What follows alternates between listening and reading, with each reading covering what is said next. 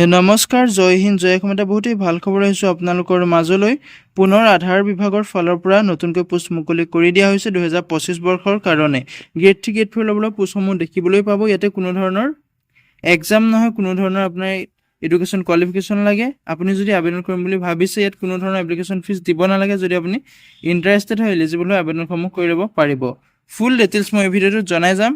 ভিডিঅ'টো শেষলৈকে চাই যাব। যদি আপুনি মোৰ চেনেলটোলৈ প্ৰথমবাৰ কাৰণে আহিছে, তেনেহ'লে চেনেলটো ছাবস্ক্ৰাইব কৰি ল'ব, যাতে প্ৰতিদিনে এই ধৰণৰ জবৰ আপডেটসমূহ পাই থাকিব পাৰে।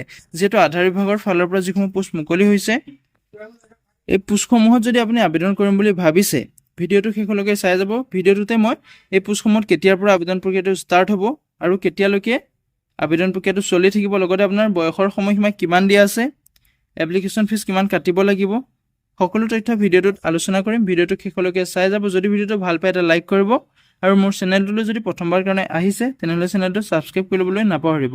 লগতে ভিডিঅ'টো সকলো বন্ধু বান্ধৱীলৈ শ্বেয়াৰ কৰি দিব, যাতে সকলোৱে জবৰ আপডেটসমূহ প্ৰতিদিনে পাই থাকিব পাৰে। আৰু ভিডিঅ' ডেছক্ৰিপশ্যনত মই হোৱাটছআপ চেনেলৰ লিংক দিছোঁ। হোৱাটছআপ চেনেলটো ফ'ল' কৰি ল'ব, যাতে প্ৰতিদিনে জবৰ আপডেটসমূহ সকলোতকৈ আগতীয়াকৈ পাব পাৰে। ইয়াতে দেখিবলৈ পাইছে আধাৰ ৰিক্ৰুটমেণ্ট 2025, যিহেতু আধাৰ বিভাগৰ ফালৰ পৰা নতুনকৈ পোষ্ট মুকলি কৰি দিয়া হৈছে 2025 বৰ্ষৰ কাৰণে। এপ্লাই ফৰ ভেৰিয়াছ পোষ্ট, ইয়াতে বহুখিনি পোষ্ট মুকলি হৈছে। যদি আপুনি ইণ্টাৰেষ্টেড হয়, এলিজিবল হয়, আবেদনসমূহ কৰি ল'ব পাৰিব। ভিডিঅ'টো সম্পূৰ্ণকৈ চাই যাব। সকলো তথ্য মই এই ভিডিঅ'টোত জনাই যাম। যিহেতু ইয়াতে আধাৰ ৰিক্ৰুটমেণ্ট 2025ৰ ডিটেইলছটো হৈছে, ভেকেঞ্চিটো হৈছে আধাৰ কাৰ্ড ভৰ্তি 2025। ইয়াতে অৰ্গেনাইজেশ্যনটোৰ নেম হৈছে unique identification authority of India, UIDAI, যিটো unique identification authority of India. ইয়াতে পোষ্টসমূহৰ নাম হৈছে regional officer, section officer, deputy director, SR account officer, assistant account officer, ড্ৰে director, accountant, stenographer, assistant and other post. যিহেতু আপোনালোকে গম পাইছে যে আধাৰ বিভাগৰ ফালৰ পৰা যিসমূহ পোষ্ট মুকলি কৰি দিয়া হৈছে, গ্ৰেড 3 গ্ৰেড 4 লেভেলৰ পোষ্টসমূহ মুকলি কৰি দিছে। ইয়াতে আপুনি দেখিবলৈ পাইছে, প্ৰথমতে আছে আপোনাৰ ৰিজনেল অফিচাৰ, যিহেতু এইটো গ্ৰেড 3 লেভেলৰ পোষ্ট হয়। যদি আপুনি আবেদন কৰিম বুলি ভাবিছে, আবেদনসমূহ কৰি ল'ব পাৰিব। ভিডিঅ' ডেছক্ৰিপশ্যনতে মই আবেদন কৰাৰ লিংক দিম, তাতে গৈ আপুনি আবেদনসমূহ কৰি ল'ব পাৰিব। ইয়াতে দ্বিতীয়তে আছে আপোনাৰ ছেকশ্যন অফিচাৰ, 3 নম্বৰত আছে আপোনাৰ ডেপুটি ডাইৰেক্টৰ, 4 নম্বৰত আছে আপোনাৰ SR একাউণ্ট অফিচাৰ, 5 নম্বৰত আছে আপোনাৰ এছিষ্টেণ্ট একাউণ্ট অফিচাৰ, 6 নম্বৰত আছে আপোনাৰ ডে অফিচাৰ, 7 নম্বৰত আছে একাউণ্টেণ্ট, 8 নম্বৰত আছে ষ্টেন'গ্ৰাফাৰ, 9 নম্বৰত আছে এছিষ্টেণ্ট এণ্ড অদাৰ পোষ্ট। ইয়াতে যিহেতু বিভিন্ন ধৰণৰ পোষ্ট মুকলি হৈছে, গ্ৰেড 3 গ্ৰেড 4 লেভেলৰ পোষ্টসমূহ দেখিবলৈ পাব।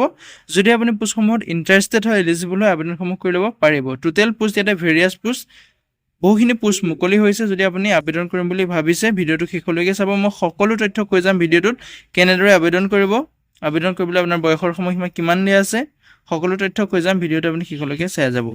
ইয়াতে এপ্লাই মোডটো আপোনালোকে অফলাইন আৰু অনলাইন দুইটা মাধ্যমেৰে আপুনি এপ্লাই কৰিব পাৰিব। আপুনি যিটো নিজে চিলেক্ট কৰে, যদি আপুনি যিটো ভাল পায়, সেই মাধ্যমতে আপুনি অনলাইনসমূহ কৰি ল'ব পাৰিব। এতিয়া who can apply, all India male female, ভাৰতৰ সকলো পুৰুষ মহিলা কেণ্ডিডেটে আপুনি এপ্লাই কৰিব পাৰিব। ইয়াতে আধাৰ ৰিক্ৰুটমেণ্ট 2025ৰ চেলাৰী ডিটেইলছটো দিয়া আছে আপোনাৰ মন্থলি। পোষ্ট ৱাইজ আপোনাৰ যিহেতু 18 গ্ৰেড 3 গ্ৰেড 4 লেভেলৰ সকলো ধৰণৰ ইয়াত পোষ্ট দেখিবলৈ পাব।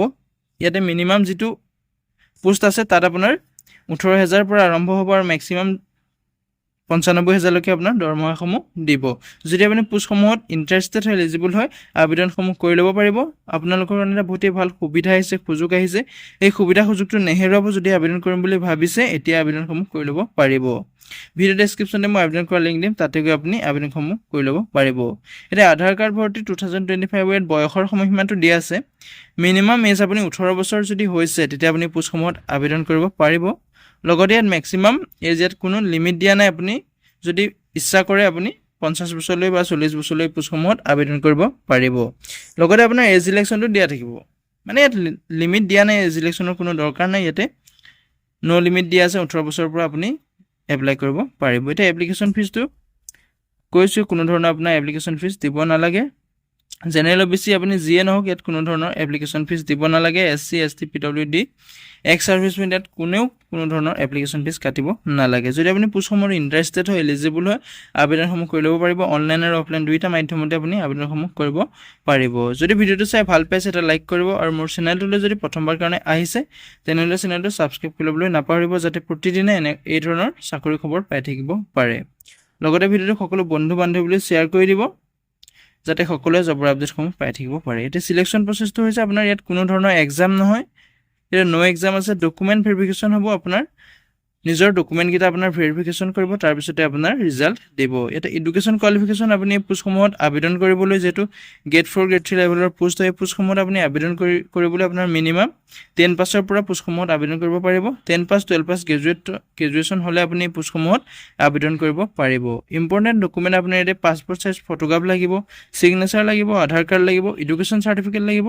কাষ্ট চাৰ্টিফিকেট লাগিব আৰু এজ প্ৰুফ লাগিব বয়সৰ প্ৰমাণপত্ৰ মানে আপোনাৰ মেট্ৰিকৰ এডমিট কাৰ্ড বা আধাৰ কাৰ্ডটো দি আপুনি বয়সৰ প্ৰমাণপত্ৰটো দিব পাৰিব হাউ টু এপ্লাই যদি আপুনি পোষ্টসমূহত ইণ্টাৰেষ্টেড হয় এলিজিবল হয় ভিডিঅ' ডেছক্ৰিপশ্যনতে মই এপ্লাই কৰা লিংক দিম যিটো অনলাইন প্ৰক্ৰিয়াৰে এপ্লাই কৰিব পাৰি সেই লিংকটো আপোনাক দি দিম আৰু অফলাইন প্ৰক্ৰিয়াৰে যিখন ফৰ্ম দিম তাৰো লিংক দিম আপুনি যদি আবেদন কৰিম বুলি ভাবিছে আবেদন কৰি ল'ব পাৰিব ভিডিঅ' ডেছক্ৰিপশ্যনতে মই আবেদন কৰা লিংক দিছোঁ নিজে চেক আউট কৰি ল'ব পাৰিব নটিফিকেশ্যনৰ লিংক দিম যদি আপুনি ইণ্টাৰেষ্টেড হয় এলিজিবল হয় আবেদনসমূহ কৰি ল'ব পাৰিব ইম্পৰ্টেণ্ট ডেটটো হৈছে আপোনাৰ ষ্টাৰ্টিং ডেটটো আপোনাৰ অলৰেডি ষ্টাৰ্ট হৈ গৈছে লাষ্ট ডেটটো আপোনাৰ এতিয়াও চলি আছে আবেদন প্ৰক্ৰিয়া যদি আপুনি আবেদন কৰিম বুলি ভাবিছে বৰ্তমান আবেদন প্ৰক্ৰিয়াটো চলি আছে আবেদনসমূহ কৰি ল'ব পাৰিব ভিডিঅ'ৰ ডেছক্ৰিপশ্যনত আপুনি চেক আউট কৰক এপ্লিকেশ্যন লিংক আৰু নটিফিকেশ্যন লিংক দিয়া আছে আপুনি নিজে চেক আউট কৰি ল'ব সকলো তথ্য পঢ়ি ল'ব ভালকৈ যদি আবেদন কৰিম বুলি ভাবিছে যিহেতু আপোনালোকৰ মানে বহুত এটা ভাল সুবিধা আহিছে সুযোগ আহিছে আধাৰ বিভাগৰ ফালৰ পৰা যদি আপুনি আবেদন কৰিব বিচাৰে আবেদনসমূহ কৰি ল'ব পাৰিব